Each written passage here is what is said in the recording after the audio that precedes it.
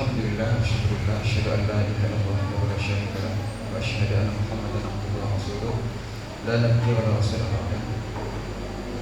Alhamdulillah, pada pagi hari ini kita semoga bisa berkumpul dalam acara kajian Islami yang nanti insyaallah akan disampaikan oleh Ustaz Al-Ramli.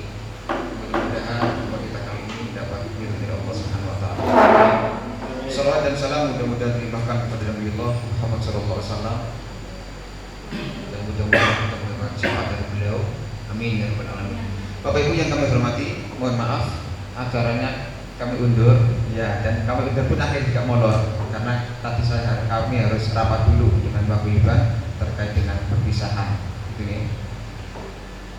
Insya Allah Pak, maksimal kita jam 10:30 ya, 45 menit kita fokuskan untuk kajian Islami. Nanti monggo Pak Mas Ali bisa juga dibuka tanya jawab ya, nggak usah banyak-banyak. Kalau itu mungkin 2-3 pertanyaan nanti, jadi kita berakhir di jam 10:30. Baiklah, untuk pertemuan ini akan disampaikan oleh Ustaz Al-Ramli. Kepada beliau Bapak silakan.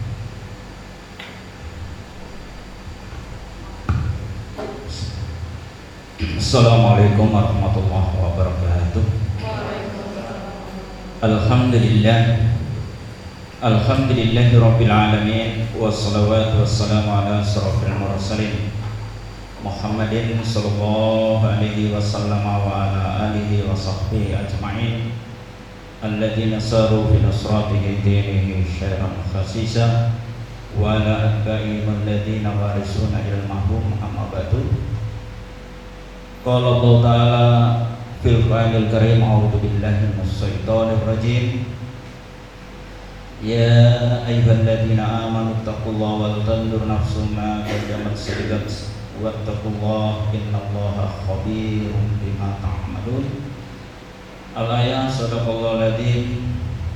Bapak Kepala Sekolah yang saya hormati, Bapak Ibu semuanya, Dewan Guru maupun karyawan, satpam semuanya yang juga saya hormati, puja dan puji kita panjatkan kepada Ilahi Rabb Allah Subhanahu wa taala. Salawat serta salam mudah-mudahan selalu tetap tercurah kepada junjungan Nabi kita Muhammad sallallahu alaihi wasallam, dan mudah-mudahan juga salawat serta salam dilimpahkan oleh Allah kepada keluarga beliau, sahabat-sahabat seperjuangan beliau, terus kepada para tabi'in, dan mudah-mudahan juga salawat serta salam dilimpahkan kepada seluruh umatnya, termasuk kita semuanya yang pada saat ini tengah mendalami ayat-ayat Al-Quran, tengah kita mendalami apa yang telah ditinggalkan beliau, yaitu Al-Quran. Taraktu fikum amrayni ma in tamassaktum bihima lan tadillu abadan, kitabullah wa sunnati rasul, yaitu Al-Quran dan sunnah Rasulullah sallallahu alaihi wasallam. Bapak Ibu yang saya hormati, saya tadi nunggu-nunggu Pak, karena saat ini juga saya ditunggu di Kemenang. Kebetulan ada kunjungan dari provinsi. Bapak Ibu yang saya hormati, kita ngaji yang sedemikian rupa ini adalah penting. Karena apa? Karena kita sebagai orang yang beragama, Rasulullah mengatakan ad-dinun nasihat. Agama itu adalah nasihat. Maksudnya, kalau seseorang itu sudah Islam, kalau orang itu selalu cinta ngaji, senang ngaji, maka agama mereka itu semakin baik, bahkan semakin sempurna. Tetapi sebaliknya, kalau orang itu ngaku dirinya Islam, KTP-nya Islam, tetapi dengan kajian-kajian yang seperti ini, dia itu enggan, dia tidak pernah ngaji, maka pasti petunjuk itu akan semakin jauh, pada akhirnya dia hanya Islam KTP saja. Oleh karena itu Rasulullah SAW bersabda di dalam hadisnya, man salaka tariqan yaltamisu fihi ilman sahalallahu tariqan ilal jannah. Ini memberikan motivasi kepada kita bersama.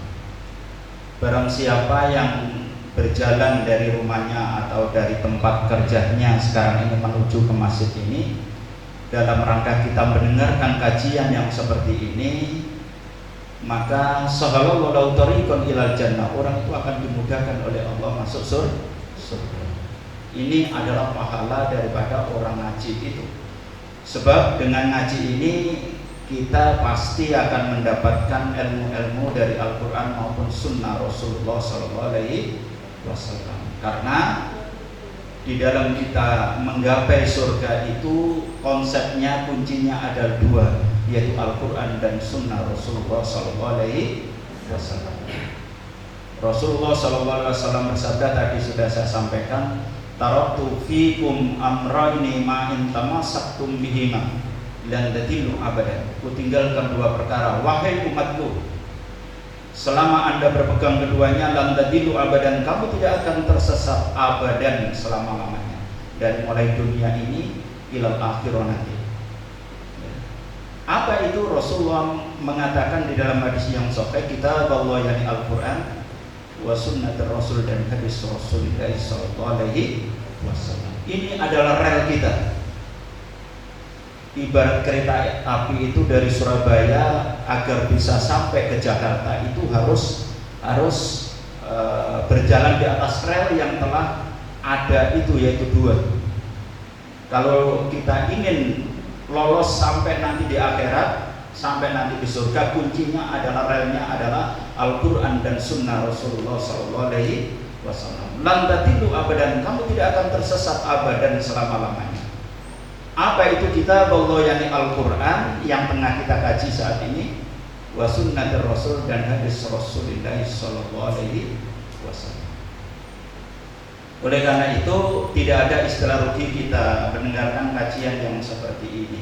Jangan sampai ya Allah masalah, jangan. Rasulullah mengatakan undur ila maqala wa la tandur ila man qila. Perhatikan apa yang telah disampaikan oleh ustaz itu, walaupun itu ustaz lokal sendiri, gak manggil dari orang lain. Perhatikan.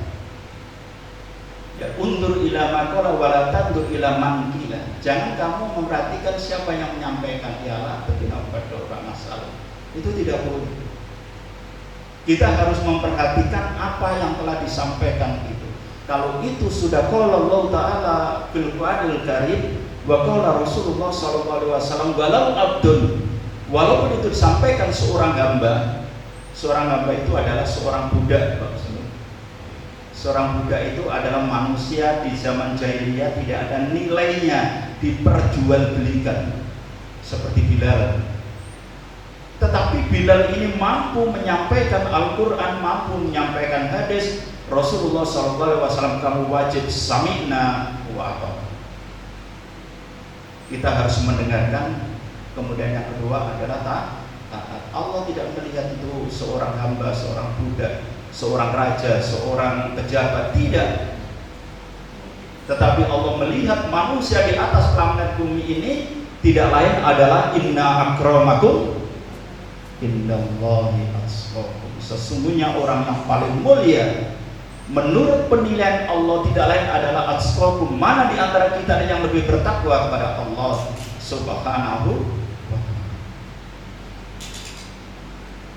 Jadi pasca kita menjalankan Ramadan kemarin saya sampaikan tidak lain adalah la'allakum tattaqun, agar supaya kita menjadi hamba Allah yang bertakwa. Tentunya kita pada saat ini insya Allah berhasil menjadi orang yang bertakwa.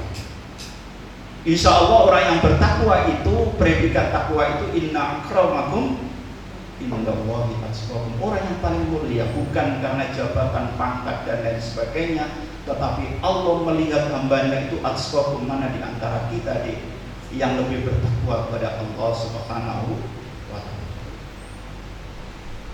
Oleh karena itu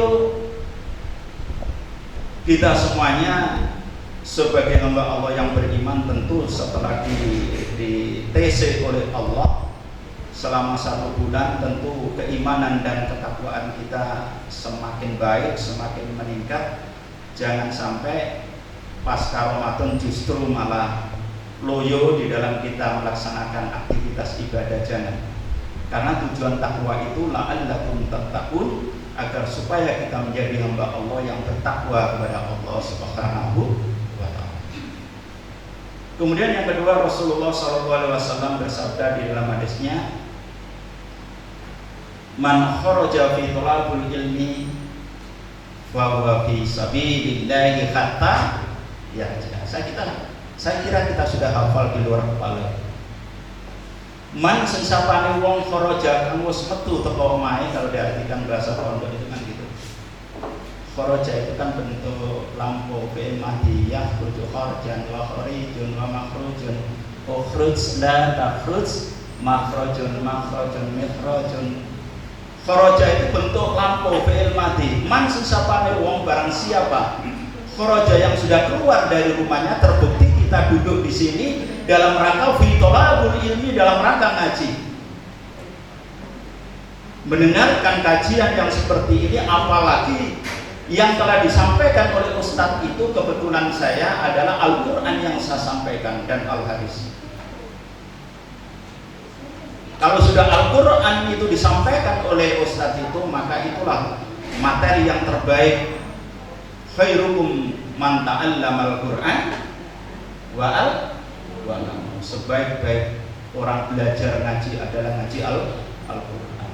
Setelah kita paham, wa 'allamahu, kita aplikasikan dalam kehidupan sehari-hari.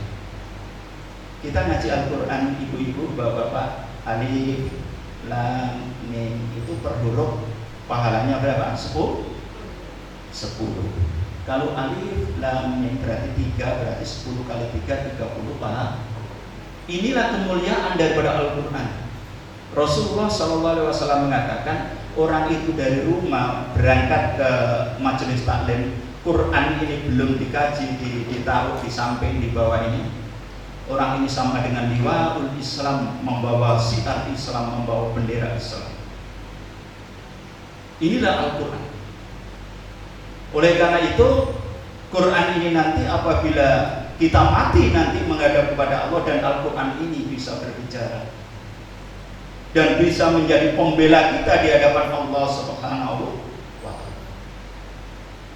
Oleh karena itu, man kharaja fi talabul ilmi, apalagi pada saat ini yang kita kaji adalah Al-Quran, orang itu fahuwa fi sabilillah, orang ini sama dengan jihad fi sabilillah. Hatta yarji'a, hatta sehingga yarji'a, asal kata roja, yarji'u berarti fi'il mudhari', tengah pulang. Kita nanti pulang, belum nyampe di rumah, andai kata, tapi naudzubillah min dzalik, kita kecelakaan meninggal. Dari mana orang ini tadi? Oh, dari ngaji Ustaz. Oh, dari ngaji Pak. Asal ikhlas bahwa fisabilillah kata yarji'a fi dakhulal jannah, orang ini termasuk ahli surga. Asal dengan catatan orang itu ngajinya, ibadahnya karena Allah, karena niat ini unsur yang sangat vital di dalam ibadah kepada Allah Subhanahu wa ta'ala. Innamal a'malu binniyat. Segala aktivitas ibadah itu tergantung niat. Oleh karena itu, sebelum kajian yang saya sampaikan ini, mari niat kita tatai. Karena apa? Rasulullah SAW pernah bersabda, di saat para sahabat kumpul, Rasulullah ngasih kajian yang seperti ini, Rasulullah pernah bersabda, inna afafa ma'khafu alaikum sirqas asghar. Satu hal yang aku takutkan kepada kalian, wahai para sahabat, jangan-jangan Anda ini terkena syirik kecil. Kaget para sahabat. Karena apa? Karena keimanan para sahabat pada masa itu yang membina iman adalah Rasulullah SAW langsung. Tetapi Rasulullah masih mengkhawatirkan, jangan-jangan Anda semuanya terkena syirik kecil. Kaget. Di saat itulah memberanikan diri para sahabat bertanya, qalu ya Rasulullah, bersama-sama bertanya, ya Rasulullah, wahai utusan Allah, wa masyirkul asghar, apakah yang dinamakan syirik kecil itu? Qala, Rasulullah menjawab, ar-riya. Mau riya, apa itu riya? Riya adalah orang yang beribadah seakan-akan koyok yo-yo, seperti karena Allah, tetapi pada akhirnya hatinya itu ingin, aku ngajar cek ketok Pak Kusnul, aku ngajar cek ketok ya, otoritas di organisasi, supaya nanti supaya di tempat saya kerja begini-begini, itu berarti niatnya bukan karena Allah. Amalan ibadah apapun, niat ini adalah unsur yang sangat-sangat vital. Karena apa?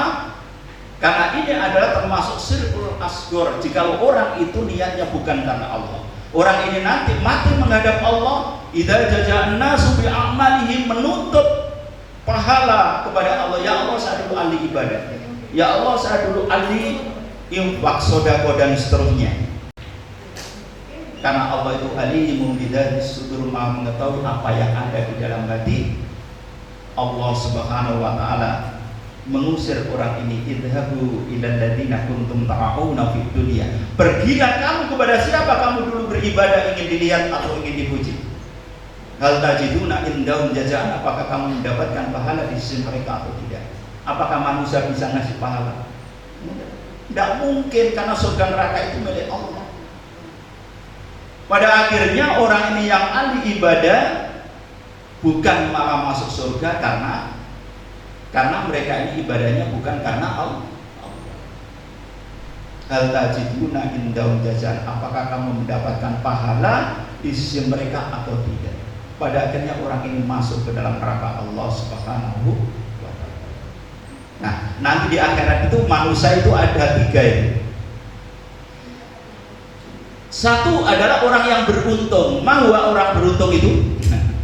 Orang yang beruntung tentu orang yang beriman dan bertakwa kepada Allah, segala amal ibadahnya sesuai dengan kriteria yang telah ditetapkan oleh Allah di dalam Al-Quran dan Sunnah, termasuk niatnya karena Allah. Pada akhirnya orang ini orang yang beruntung masuk surga. Kemudian yang kedua adalah manusia yang sebaliknya, yaitu orang yang merugi. Siapa orang yang merugi? Adalah orang yang kafir, tidak beriman kepada Allah. Sudah tahu bahwa kebenaran Al-Quran dan Al-Hadis diterangkan di tengah-tengah masyarakat di dunia ini, tetapi dia tetap beragama yang lain, bahkan dia itu tidak beragama. Kemudian yang ketiga adalah orang yang lebih merugi. Siapakah orang yang lebih merugi itu? Ialah orang yang ahli ibadah Islam, tetapi orang yang ahli ibadah ini pada akhirnya muflis, bukan mukhlis. Muflis. Kalau orang yang muflis adalah orang yang ikhlas, tetapi orang yang muflis ini adalah segala amal ibadahnya itu bukan karena Allah. Pada akhirnya orang ini bukan masuk surga, justru malah sebaliknya masuk ke dalam neraka Allah Subhanahu wa ta'ala. Disinilah keimanan kita, tauhid kita harus dibenarkan itu, supaya dalam segala aktivitas termasuk kita ngajar, ya, niatkan karena Allah, agar supaya berdampak pahala juga nanti di sisi Allah Subhanahu wa ta'ala. Jangan kita ini karena manusia. Insya Allah kalau ini karena Allah, kita mengajar karena Allah, kita bahkan Rasulullah mengatakan orang itu sebagai ibu rumah tangga, menyetrikakan bajunya suami, masak dan lain sebagainya, itu adalah termasuk amalan ibadah bagi seorang istri. Begitu juga seorang suami bekerja keras demi banting tulang untuk keluarganya, itu pun andai kata orang ini berangkat, kata Rasulullah, kecelakaan mati, orang ini termasuk jihad fisabilillah, termasuk ahlul jannah, termasuk ahli surga. Semuanya itu berdampak pahala di sisi Allah, asal semuanya itu diniatkan karena Allah Subhanahu. Disinilah pentingnya kita, wa ma umiru illa liya'budullaha mukhlishin. Hati kita harus bersih, ikhlas, ngajar dengan ikhlas. Kalau kita ini ikhlas karena Allah, tidak ada istilah kita merasa capek, merasa kesel, merasa gitu. Jangan sampai ya, yang namanya kesel, yang namanya merasa berat dan lain sebagainya, semua orang pasti merasakan seperti itu. Tetapi bagi kita sebagai orang yang beriman dan bertakwa kepada Allah, jadikan semuanya itu ibadah karena Allah Subhanahu wa ta'ala. Insya Allah semuanya itu akan berkah. Kemudian kajian kita kali ini, wah masih panjang. Kita buka HP kita di surat Ali Imran.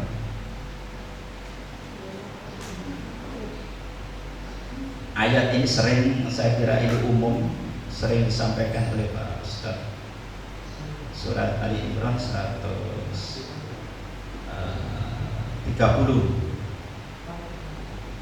dan seterusnya. A'udzubillahi minasyaitonirrajim. Enggak perlu saya baca, langsung saya artikan. Ya ayyuhalladzina amanu, wahai orang-orang yang beriman. Jadi kalau ada ayat yang seperti ini kita dipanggil oleh Allah, ini adalah harfu nida yang bersifat khas ya berarti ya. Kalau ya ayyuhan nas itu harfu nida yang bersifat amma. Seluruh manusia dipanggil oleh Allah agar manusia menyadari bahwa Allah adalah Tuhannya dan yang menciptakan langit dan bumi dan termasuk yang menciptakan dia. Tetapi ya ayyuhalladzina amanu itu khusus hanya orang yang beriman saja. Seperti kemarin ya ayyuhalladzina amanu kutiba alaikumusiyam. Wahai orang-orang yang beriman, diwajibkan atas kalian, atas kamu untuk berpuasa. Hanya orang yang beriman saja. Orang kafir minggir. La ta'kulur riba, jangan kamu makan ar-riba, yaitu riba. Jadi sekarang ini banyak bank-bank berdiri di pinggir jalan, bahkan bank cuilan dan lain sebagainya. Kalau bisa kita hindari sebagai guru Muhammadiyah, karena itu bagian daripada riba. Karena ini Allah mengingatkan, ya ayyuhalladzina amanu, wahai orang-orang yang beriman, la ta'kulur riba, jangan kamu makan riba. Jadi maksudnya riba itu, ayat ini asbabun nuzulnya begini. Di zaman Rasulullah SAW itu banyak sahabat-sahabat yang saling orang itu meredit kepada seseorang, tetapi ada seseorang yang nakalan. Apabila mengembalikan itu harus ada luwehnya, harus ada tambahannya, bahkan tambahannya itu berlipat-lipat. Nah, dengan kondisi yang seperti ini Rasulullah mau mengingatkan. Kalau Rasulullah mau mengingatkan itu kan nggak langsung itu. Rasulullah diam. Di saat diamnya Rasulullah, pada akhirnya ayat ini turun, ya ayyuhalladzina amanu la ta'kulur riba adha'afan mudha'af. Wahai orang-orang yang beriman, janganlah kamu makan ar-riba, yaitu riba adha'afan mudha'af, artinya berlipat ganda. Jadi di bank-bank cemilan itu kan seperti itu. Kalau kita di desa itu biasanya meminjamkan padi, kalau waktu mengembalikan itu harus lebih, bahkan lebihnya itu berlebihan. Itu diingatkan oleh ayat ini, tidak boleh. Kalau kita menolong, ya menolong ya. Apalagi kita ngutangi orang itu pahalanya luar biasa. Karena apa? Apalagi itu kebutuhan sembako. Karena apa? Itu adalah kebutuhan primer.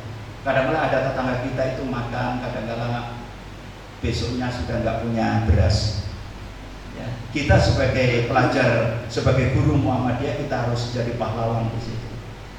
Ya, kalau sekiranya dia itu perlu dibantu, ya kita utangi mereka.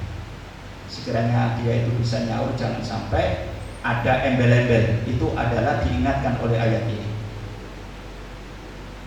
Wattaqullah, dan tetaplah Anda bertakwa kepada Allah, la'allakum tuflihun, agar supaya kamu menjadi orang yang beruntung.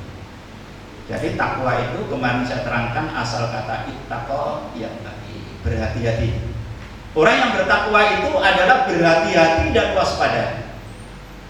Puasa itu la'allakum tattaqun, agar supaya kamu menjadi orang yang bertakwa. Di sini diterangkan wattaqullah, dan tetaplah Anda bertakwa kepada Allah. Orang yang bertakwa itu adalah menurut arti bahasa asal kata ittaqa, yattaqi, berhati-hati dan waspada. Di dalam pola tingkah laku, sikap, tindakan, tutur kata kita selalu senantiasa berhati-hati. Kalau ngomong ini, saya ngomong ini nyakiti orang atau enggak? Ngerasani orang atau enggak? Mengandung fitnah atau enggak? Dari omongan itu selalu dikontrol itu. Itu orang yang bertakwa. Kadang-kadang enggak, orang itu ahli sholat tapi ngomongannya selalu jelek-jelekan orang, itu ada. Karena apa? Saya berdoa, ya Allah tunjukkan, Allahumma arinal haqqa haqqa warzuqna ittiba wa arinal batila batila warzuqna ijtinaba. Pada akhirnya sekarang tahu itu. Begitu juga kita kalau ada masalah, jangan kita menggebu-gebu membela diri. Di suatu saat kebenaran pasti akan nampak. Ya. Karena apa? Karena Rasulullah SAW mengajarkan seperti itu. Kalau ada orang marah, diam aja. Ya. Wal kadhiminal ghaidh, mampu menguasai diri di saat marah ataupun menghadapi orang yang marah, kita ini mengerti itu. Ya. Jadi kembali apa yang saya sampaikan kemarin, takwa saya terangkan bahwa menurut arti bahasa ittaqwa yattaqi, berhati-hati dan waspada. Menurut definisi ta'rif, takwa itu imtisalul ma'murat wa ijtinabul manhiyat. Apa itu artinya? Melaksanakan segala apa yang telah diperintahkan oleh Allah dan menjauhi segala apa yang telah dilarang oleh Allah Subhanahu wa ta'ala. Itu takwa, menjauhi. Menurut definisi itu adalah simple, tapi ini memerlukan perjuangan apabila kita untuk melaksanakan segala apa yang telah diperintahkan oleh Allah, baik itu mencakup segala hubungan hablum minallah maupun hablum minan, baik itu kebaikan yang mencakup hablum minallah maupun hablum minan nas, baik itu makdo maupun ghairu makdo. Ini kalau saya jabarkan, waduh panjang sekali. Kemudian takwa menurut kepanjangan huruf itu kan tulisannya tak, kop, wawu, kemudian ya. Tak itu kepanjangannya tawadu. Mahuwa tawadu, apa tawadu itu? Apa? Orang yang rendah, bukan berarti diri kita rendah terhadap orang lain itu tidak sombong. Itu adalah orang yang bertakwa, tawadu. Ya, orang yang sombong itu Allah tidak suka sekali. Iblis itu karena dilaknat oleh Allah karena sombong. Jangan sampai kita pasca kita ditempah oleh Allah selama 1 bulan, kita menjadi orang yang bertakwa, harus terhindar daripada kesombongan itu, harus tawadu kepada siapapun. Walaupun nanti kita sukses menjadi orang yang kaya raya, tetap kita menjadi orang yang tawadu, tidak sombong. Tak, kop itu apa? Kona'ah itu apa, Bu? Ibu? Menerima? Nah, menerima apa adanya dalam artian pandai bersyukur. Bersyukurlah apapun adanya kita. Bagaimana cara kita mensyukuri nikmat Allah? Rasulullah SAW memberikan konsep, memberikan jalan, undur ila man huwa asfala minkum wa la tandur ila man huwa fauqakum. Lihat orang di bawah kita. Coba tangga kita yang becak itu belum tentu dapat penghasilan. Alhamdulillah kita walaupun belum UMR tapi sudah dapat penghasilan. Belum lagi penghasilan dari suami. Syukuri apa adanya. Itu tanda orang yang bertakwa. Agar supaya kita bersyukur, kita melihat di bawah kita, jangan melihat orang di atas kita. Coba lihat kita, orang yang korupsi di atas itu punya perusahaan, pejabat, masih korupsi. Karena apa? Dia melihat di atasnya. Satu contoh, penghasilan suami kita 5 juta. Jangan kita melihat tetangga kita yang gajinya itu adalah 15 juta atau 25 juta. Lihat di bawah. Kalau orang itu selalu senantiasa melihat di bawah, insya Allah dalam hidupnya itu enak itu. Selalu bersyukur dan bersyukur. Saya ini termasuk turunan orang yang punya tensi tinggi. Tetapi setiap saya ke dokter, coba dok berapa tensi saya? Loh, normal loh. Pak. Ya, kemarin saya itu di akhir Ramadan itu 10 yang akhir saya itu gangguan sakit saya itu kok agak terganggu. Ternyata saya cekkan, bahkan check up kan itu ternyata alhamdulillah darah normal, termasuk tensi saya normal. Karena apa? Saya berusaha menjadi orang yang sabar. Masih ono tingkah pola wong ini saya berusaha sabar. Ya. Karena apa? Kalau orang itu sedikit masalah aja sudah nggak bisa menyelesaikan, marah-marah ini tensi itu bisa naik. Rasulullah SAW, kalau kamu ada masalah, coba kamu duduk dengan tenang, dengan mengucapkan subhanallah, alhamdulillah, la haula wala quwata illa billah. Kalau kamu dengan duduk kok masih cenut-cenut, sakit kita, coba kamu dengan berbaring dengan mengucapkan kalimat-kalimat thayyibah, insya Allah tensi kita itu. Kalau kita ini tambah berdiri, wah, ya, itu tidak boleh. Sebagai orang yang beriman kepada Allah, wal kadhiminal ghaidh, ayat berikutnya seterusnya, wal kadhiminal ghaidh wal 'afina 'anil nas, mampu menguasai diri di saat marah. Ya, kalau suami kita marah, misalkan kita sebagai guru Muhammadiyah tentunya harus bisa menjadi peredam. Gaji suami kita 3 juta, alhamdulillah mas. Gaji sampean 3 juta, itu sebelah masih ya beca, belum tentu dapat penghasilan. Saya bersyukur kok, walaupun sampean 3 juta atau 2 juta.